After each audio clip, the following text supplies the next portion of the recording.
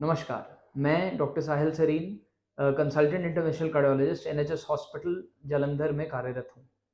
आज हम बात करेंगे ट्रांस कैथेटर वाल्व थेरेपीज़ के बारे में, यानी कि अ, बिना चीर-फाड़ के, बिना ओपन हार्ट सर्जरी के वाल्व रिप्लेसमेंट। बहुत ही नई और नॉवेल टेक्नोलॉजी के ज़रिए हम पैर से जो थाई होती है, जो ग्रोइन रीजन होती है पेशेंट की, उससे हम वाल्व रिप्लेसमेंट आजकल कर सकते हैं। बाएं साइड की जो दोनों वाल्व्स होती हैं हार्ट में, आयोटिक और माइट्रल वाल्व जिनके नाम होते हैं, यदि उसका स्टेनोसिस यानी कि अगर वो बहुत तंग हो जाती हैं, उनमें बहुत ज़्यादा ब्लॉकेज आ जाती है, तो उनको हम ट्रांस कैथेटर टेक्नोलॉजी के थ्रू, यानी पैर के थ्रू पाइप डाल के रिप्लेस कर सकते हैं। ये यूएस में टेक्नोलॉजी स्टार्ट हुई थी और अब धीरे-धीरे इंडिया में इसका नंबर जो है वो काफ़ी तौर पर बढ़ रहा है। इसमें सबसे अच्छी बात ये है कि पेशेंट की छाती खोलने का या ऑपरेशन करने का, पेशेंट को बेहोश करने का बिल्कुल हमें आवश्यकता इसकी नहीं पड़ती। और दूसरा इसका सबसे बड़ा एडवांटेज ये है कि हम पेशेंट को नेक्स्ट डे, अगले ही दिन या 1-2 दिन के अंदर डिस्चार्ज कर सकते हैं और पेशेंट चल के, बिना किसी दर्द के, बिना किसी टाँके के घर जाता है।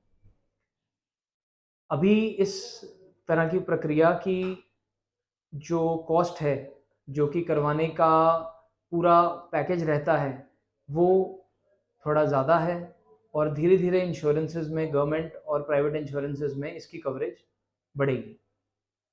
यदि आपको कोई भी सिम्पटम्स साँस से रिलेटेड या छाती के दर्द से रिलेटेड हैं, तो अपने कार्डियोलॉजिस्ट को ज़रूर मिलें। इको ज़रूर करवाएँ।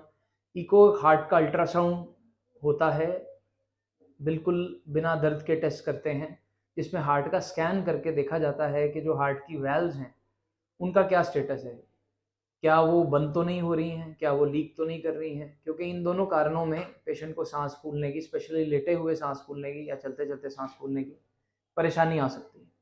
और यदि ऐसा है और ये वैल्व्स की ब्लॉकेज या लीकेज बहुत ही अधिक है, तो हम इनको दवाइयों से स्टेबल करने के पश्चात इनका बिना चीर-फाड़ के ऑपरेशन कर सकते हैं। हाल ही में हमने एक केस एनएचएस हॉस्पिटल जालंधर में पूर्ण रूप से संपन्न किया है, जिसमें एक 90 वर्षीय आदमी जो कि जालंधर के ही रहने वाले थे, उनका आयोटिक वाल्व बिना चीर-फाड़ के बदला गया पैर के ज़रिए और पेशेंट भली-भाँति डिस्चार्ज होकर घर गया। और इस प्रोसीजर को हम टीएवीआई टावी या टीएवीआर टावर इस नाम से जानते हैं। आने वाले समय में मैं उम्मीद करता हूँ कि जैसे-जैसे ये थेरेपी स्पेशली वृद्ध पेशेंट्स में, जिनमें ऑपरेशन का रिस्क बहुत ज़्यादा है, ये थेरेपी के बढ़ने के और इसके समाज को इसके अपनाने के चांसेस काफ़ी ज़्यादा तौर पर बढ़ेंगे।